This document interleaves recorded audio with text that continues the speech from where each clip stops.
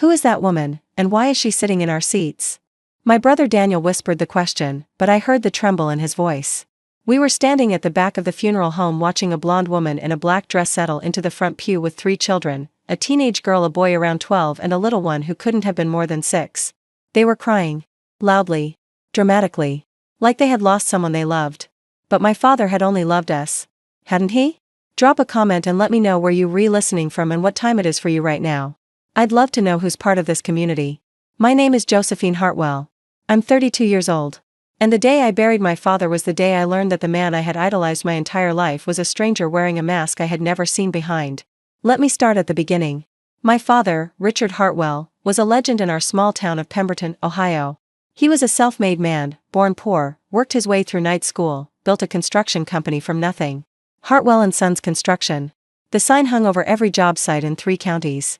By the time I was born, my father employed over 200 people and was worth more money than anyone in Pemberton had ever seen. But he never acted rich. That was what everyone loved about him. He drove a 10-year-old pickup truck. He wore the same steel-toed boots to job sites that he'd worn when he was a laborer. He knew every employee by name, remembered their children's birthdays, showed up at their weddings and funerals. When the factory on the edge of town closed and 200 families lost their income, my father hired as many of them as he could. When the Methodist Church needed a new roof, he did the work for free. Richard Hartwell was the best man in Pemberton, Ohio. Everyone said so. He was also my hero. From the time I was a little girl, I wanted to be exactly like him. When other kids played house, I played construction site. When other teenagers dreamed of prom dresses, I was learning to read blueprints at my father's office. He used to take me to job sites on Saturday mornings, put a hard hat on my head, and introduce me to his workers as my little engineer. "This one's going places," he would say, his hand heavy and warm on my shoulder. "She's got the Hartwell work ethic." I believed him.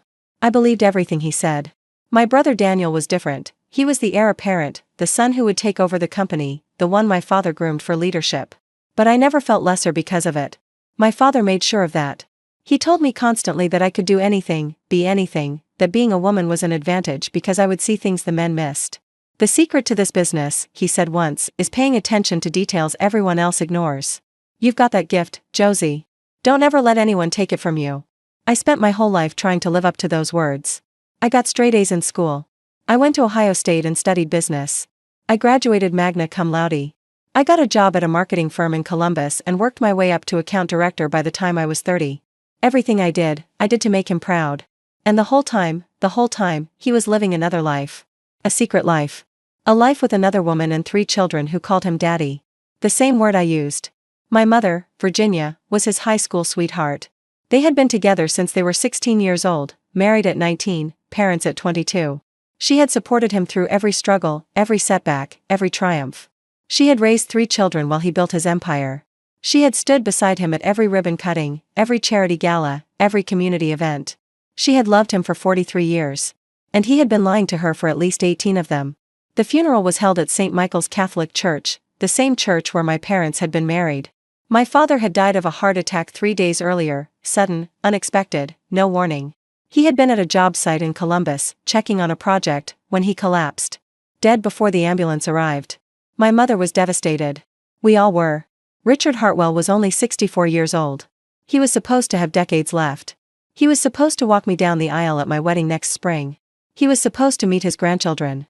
He was supposed to grow old with my mother, the way they had always planned. Instead, he was lying in a mahogany casket at the front of St. Michael's, and a woman none of us had ever seen was weeping over him like a widow. "I'll handle this," my brother Daniel muttered. He started toward the front of the church, but my mother grabbed his arm. "Don't. Mom, those people are in our seats. This is Dad's funeral. They have no right," I said. "Don't." My mother's voice was ice. Her face was pale, controlled, absolutely still. "Not here. Not now. We will deal with this later." She walked past us, her back straight, her chin high, and took a seat in the second pew. Daniel and I exchanged a look of confusion and followed her. The entire service, I couldn't stop staring at the back of that woman's head. Her blonde hair was perfectly styled. Her children sat quietly beside her, the oldest girl holding the youngest boy's hand. They looked normal. Like any family grieving a loss. But they weren't any family. They were my father's family. A family that wasn't supposed to exist. When the priest invited people to share memories of Richard Hartwell, the blonde woman stood up. My mother's hand clamped down on my wrist. My name is Sandra Brennan, the woman said, her voice thick with tears. Richard and I, we were together for 18 years. He was the love of my life. He was a wonderful father to our children, Madison, Tyler, and little Jacob. She gestured to the 3 kids, who all looked at her with red-rimmed eyes. He used to say that family was everything to him. And he meant it. He gave us everything. We will miss him more than words can say. She sat down. The church was absolutely silent. 200 people, all holding their breath, all staring at my mother. Virginia Hartwell did not move. Did not speak. Did not cry. She simply sat there, her hand crushing my wrist, while the priest awkwardly cleared his throat and moved on to the next speaker. After the service, Sandra Brennan tried to approach us. Virginia, she said, reaching out a hand. I'm so sorry. I know this must be, don't. My mother's voice could have frozen steel. Don't speak to me. Don't speak to my children. You are not welcome here. Sandra's face crumpled. He loved you too, you know. He talked about you all the time.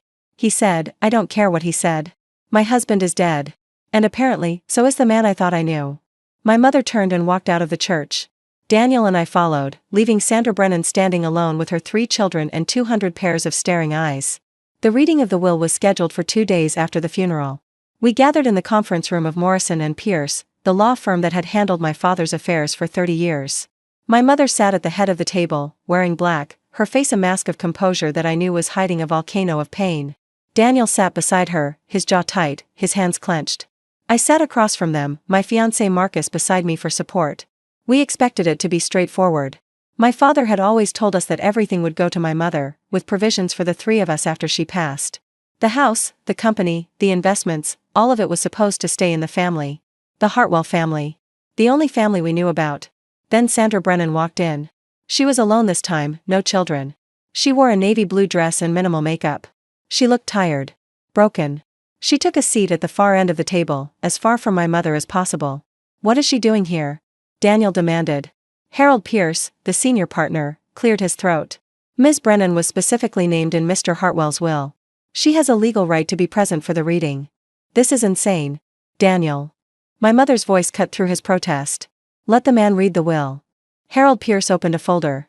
He looked at each of us in turn, his expression apologetic. Before I begin, I want to say that I had no knowledge of the contents of this document until after Mr. Hartwell's death. He kept it sealed, with instructions that it only be opened upon his passing.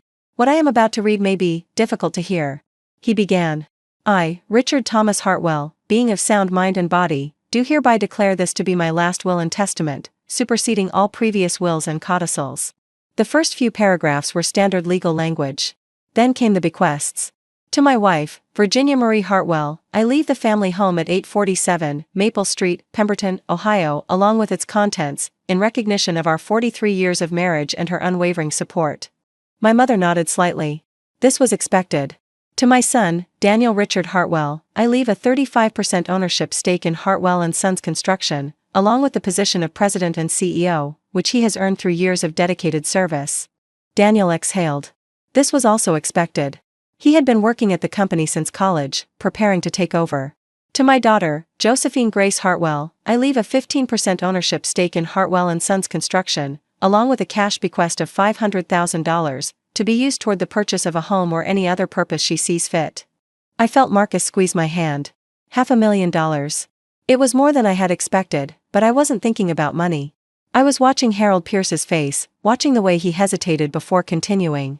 To Sandra Marie Brennan, my partner of 18 years and the mother of 3 of my children, I leave the following. Partner. Mother of 3 of my children. My mother made a sound, a small, strangled gasp, like someone had punched her in the stomach. Daniel stood up so fast his chair fell over. Harold Pierce continued reading, his voice steady despite the chaos. I leave Sandra Marie Brennan the property at 2847 Lakeside Drive, Columbus, Ohio, which has been her primary residence for the past 15 years, along with its contents.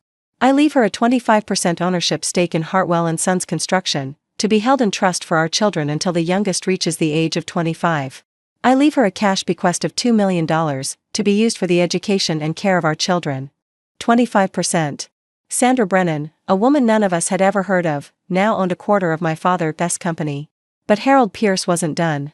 To my daughter Madison Elaine Brennan, age 17, I leave a trust fund of $500,000, to be released upon her graduation from college or her 25th birthday, whichever comes first.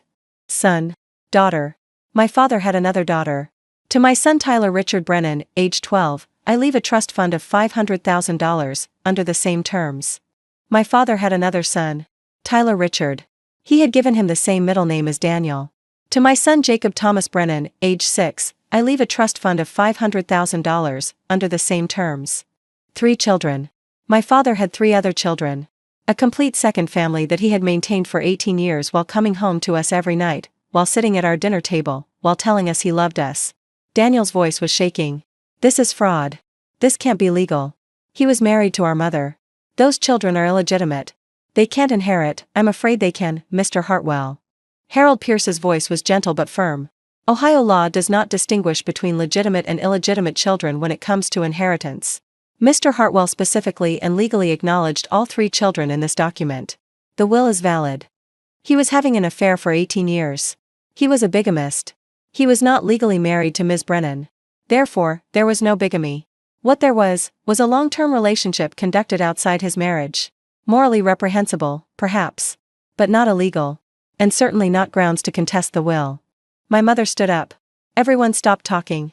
She walked to the end of the table, where Sandra Brennan was sitting with tears streaming down her face. She stood over her for a long moment, looking down.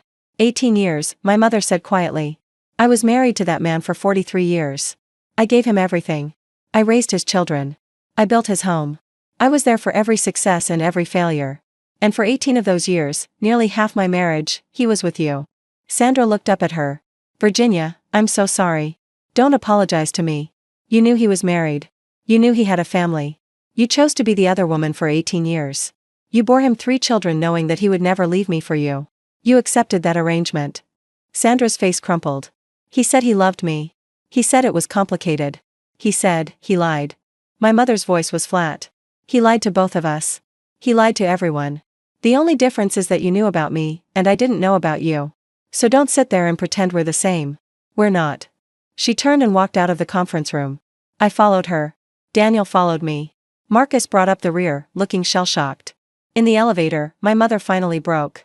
She leaned against the wall, pressed her hands to her face, and sobbed. Deep, wrenching sobs that shook her entire body. 43 years of love, trust, and devotion, shattered by a few paragraphs in a legal document. I held her. Daniel held her. We held each other while the elevator descended, while the world we thought we knew crumbled around us. The weeks after the funeral were chaos. Daniel tried to contest the will. Our lawyers told him it was hopeless. The document was airtight, properly witnessed, and clearly reflected my father's intentions.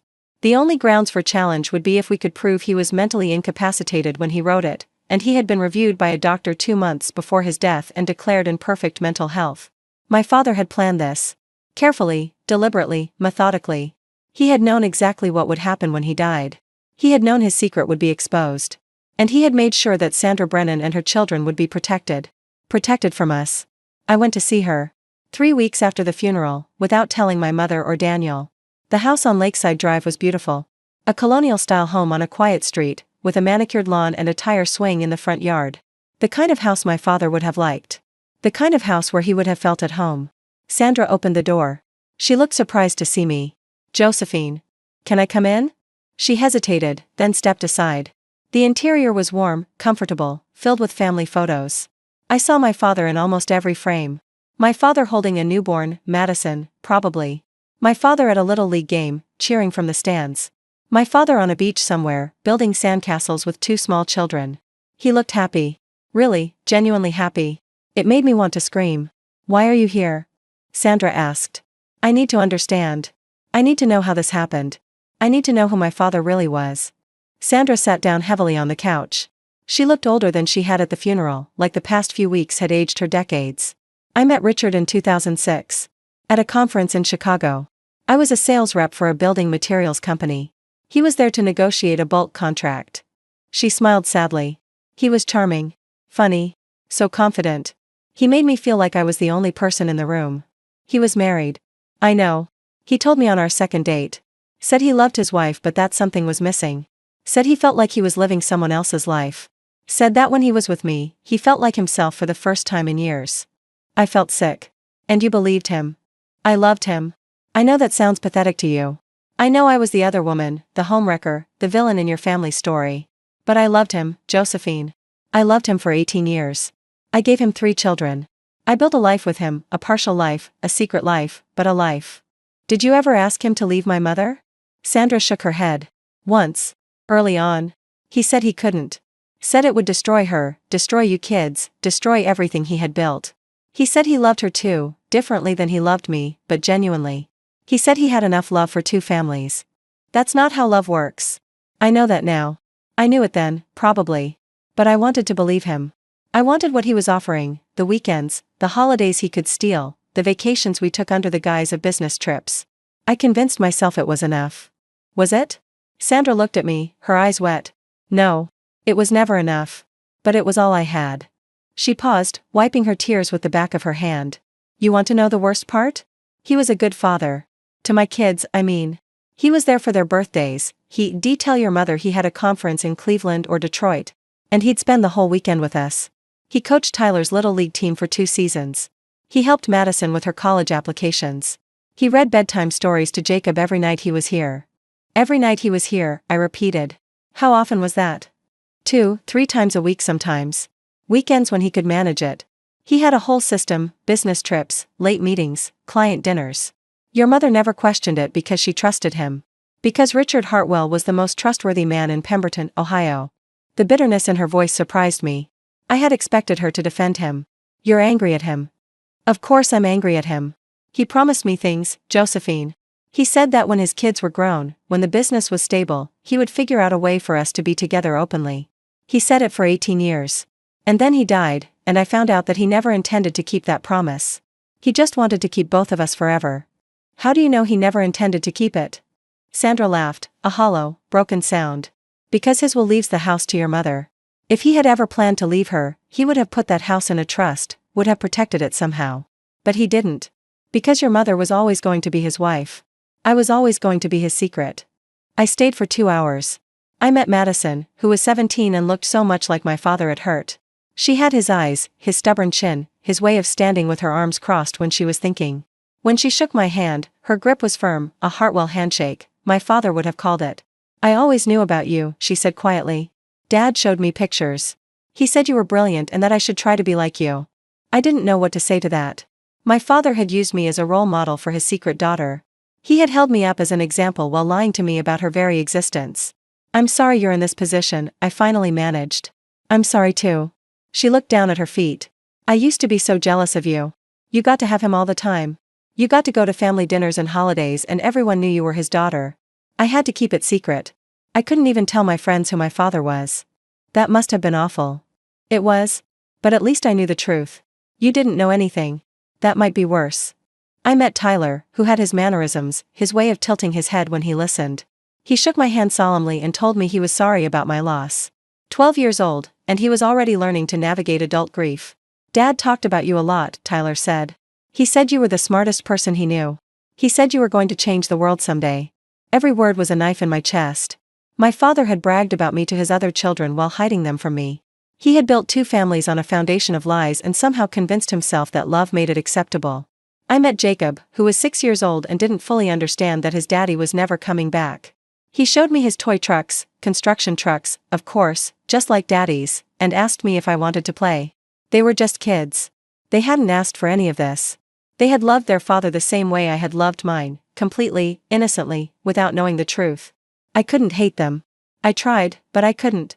Sandra was harder. But even with her, the hatred faded over time. She was a woman who had made terrible choices, yes. But she had also been manipulated by a man who was a master at making people believe what he wanted them to believe. My father. The liar. The fraud. The man who had 2 families and never seemed to suffer for it. I went home that night and told my mother everything. She listened in silence. When I finished, she was quiet for a long time. Your father was a coward, she finally said. He wanted everything, the respectable family, the secret lover, the children on both sides. He wanted to be the hero of 2 stories. And he got away with it because he died before anyone could hold him accountable. What do we do now? We survive. We move forward. We don't let his lies define us. She paused. And we don't punish those children for their father's sins. They're innocent, Josephine. As innocent as you were. It's been 2 years since my father's funeral. The company survived. Daniel runs it now, working alongside the trust that holds Sandra's 25% stake. It's awkward, uncomfortable, and nothing like what any of us imagined. But the business is still profitable, still employing 200 people, still the backbone of Pemberton's economy. My mother sold the house on Maple Street. She said she couldn't live with the ghosts anymore, the memories of a marriage that was half lie. She bought a condo in Florida, near her sister, and she's slowly rebuilding her life. She goes to therapy. She takes watercolor classes. She's learning to be Virginia again, not just Richard's wife. She's never spoken to Sandra Brennan. I don't think she ever will. Some wounds are too deep to heal with conversation. But I have. I visit Columbus twice a year now. I have lunch with Madison, who's in college studying architecture, like her father, like mine. I send birthday cards to Tyler and Jacob. I've become, in some strange and unexpected way, their older sister. Not because I forgave Sandra. Not because I've made peace with what my father did. But because those children didn't choose this life. They didn't choose to be secrets. They didn't choose to be revealed at a funeral, to have their entire existence treated like a scandal. They're my siblings. Half-siblings, technically, but siblings. And family, real family, doesn't punish children for their parents' mistakes. I got married last fall. Marcus and I had a small ceremony, just 50 people, in a garden outside Columbus. My mother walked me down the aisle. Both of us had agreed that she would take the place my father should have held. She wore a soft blue dress and cried when she handed me off to Marcus. Your father would have been proud, she whispered. The real parts of him, anyway. The parts that actually loved you. It was the kindest thing she could have said. Daniel stood beside Marcus as a groomsman. He had come a long way in 2 years, from rage and denial to something like acceptance. He still didn't talk to Sandra, but he had started sending birthday cards to the kids. Small steps. And in the third row, sitting quietly with her children, was Sandra Brennan. Madison wore a green dress and took photos the whole time. Tyler sat up straight and paid attention like he was studying the ceremony for future reference. Jacob fell asleep on Sandra's lap during the vows, exhausted from the excitement. My mother didn't acknowledge her. She didn't have to. But she also didn't ask me to uninvite her. The night before the wedding, when I told her that Sandra and the kids would be attending, she had been quiet for a long time. Those children are your family, she finally said. I don't have to like their mother. I don't have to forgive your father. But I won't ask you to pretend they don't exist. That's what Richard did. I won't make his mistake. She understood that those kids had a right to be there, to see their sister get married, to be part of a family they never asked to be hidden from. My father would have hated it. The two halves of his carefully compartmentalized life, sitting in the same room, seeing each other as human beings instead of secrets to be kept. Good. He doesn't get to control the narrative anymore. He's dead. And the people he lied to, all of us, on both sides, are still here, still living, still trying to make sense of the wreckage he left behind. I used to think my father was the best man I knew. I used to think he was honest, honorable, worthy of the legacy he built. Now I know the truth. He was a liar who happened to do some good things. He was a fraud who genuinely loved his children, all 6 of us. He was a coward who built 2 beautiful families and didn't have the courage to be honest with either one. I miss him. That's the hardest part. Despite everything, I miss him. I miss the father who taught me to ride a bike, who cheered at my graduation, who cried when I got engaged. I miss the version of him that I thought was real. But I don't mourn him anymore. I mourn the relationship we could have had if he had been brave enough to tell the truth. I mourn the honest father I deserved but never had. And I look at Madison and Tyler and Jacob, and I see the same mourning in their eyes. They lost him too. They lost the fantasy of who they thought he was. We're all orphans of the same lie. If you re-listening to this and you discovered a family secret that shattered everything you thought you knew, about a parent, a spouse, a sibling, I want you to know something. The secret is not your fault. The lies are not your responsibility. The broken pieces are not yours to glue back together. You are allowed to grieve. You are allowed to be angry. You are allowed to never forgive if that's what you need. But you are also allowed to choose a different path than the one that was forced on you. You are allowed to build new relationships out of the rubble. You are allowed to find family in unexpected places. My father's secret destroyed the family I thought I had. But it also gave me 3 siblings I never knew existed. It gave me a new understanding of my mother's strength. It gave me the clarity to see that love isn't about perfection, it's about showing up honestly, even when it's hard. Richard Hartwell couldn't do that. But I can. And I will. Every single day, for the rest of my life. If this story resonated with you, hit that like button and share it with someone who needs to hear it. And remember, the secrets people keep don't define who you are. Only your choices define that. My father took his secrets to the grave. But his children, all 6 of us, are still here. And we're writing a better story.